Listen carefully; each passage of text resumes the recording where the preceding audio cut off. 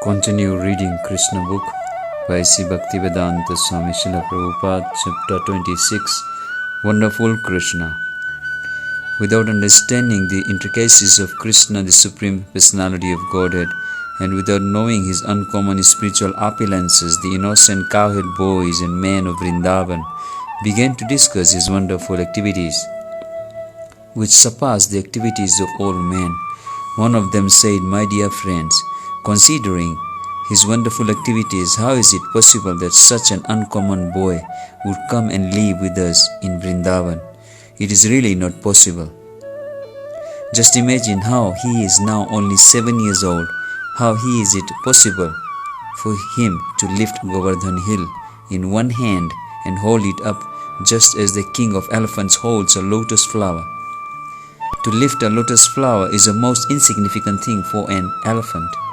And similarly, Kṛṣṇa lifted Govardhan hill without exertion when he was simply a small baby and could not even see properly.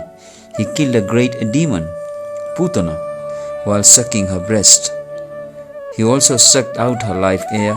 Kṛṣṇa killed the Putana demon exactly as eternal time kills a living creature in due course. When he was only 3 months old, he was sleeping underneath a hand-driven cart. Being hungry for his mother's breast, he began to cry and throw his legs upwards, and from the kicking of his small feet the cart immediately broke apart and fell to pieces.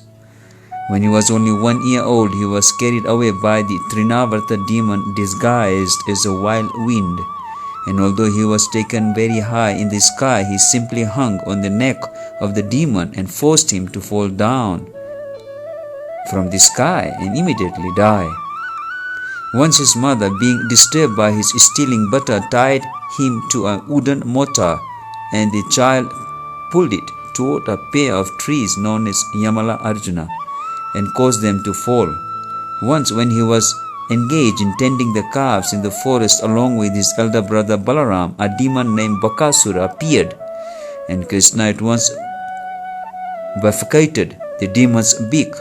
When the demon known as Vatsasura entered among the calves tended by Kṛṣṇa with a desire to kill him, he immediately detected the demon, killed him and threw him into a tree.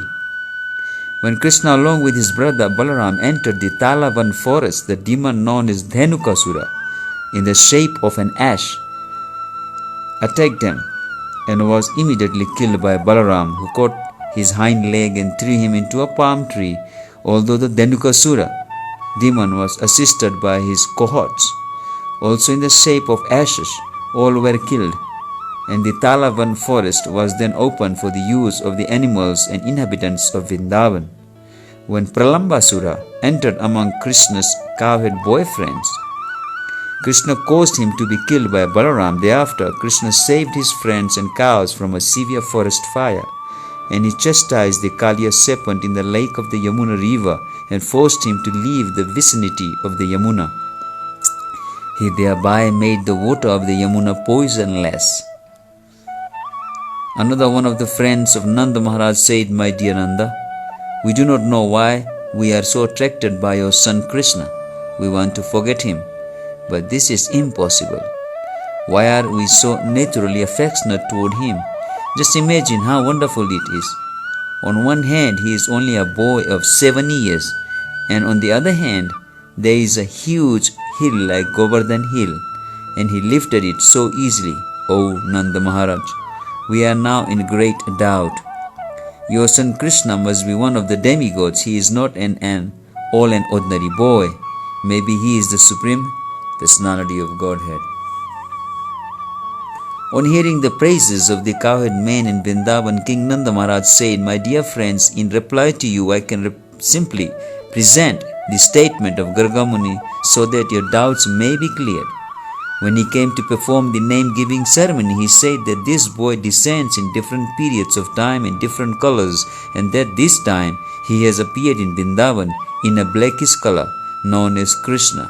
Previously, he had a white color, then a red color, then a yellow color.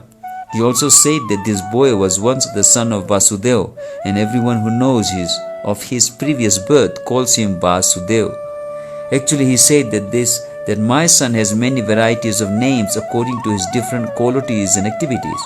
Gargacharya assured me that this boy would be all auspicious for my family and that he would be able to give transcendental blissful pleasure to all the cowhead men and the cows in Vrindavan.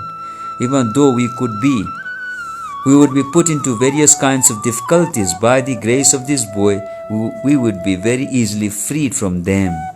He also said that formerly this boy saved the world from an unregulated condition, and he saved all honest men from the hands of the dishonest thieves.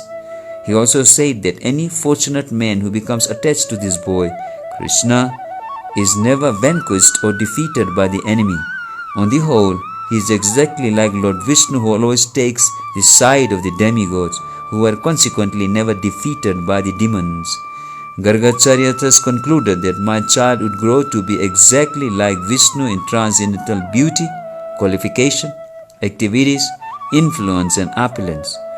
And so we should not be very astonished by his wonderful activities. After telling me this, Gargacharya returned home, and since then we have been continually seeing the wonderful activities of this child. According to the version of Gargacharya, I consider that he must be Narayan himself, or maybe a plenary portion of Narayana. When all the cowherd men had very attentively heard the statement of Gargacharya through Nanda Maharaj, they better appreciated the wonderful activities of Kṛṣṇa and become very jubilant and satisfied.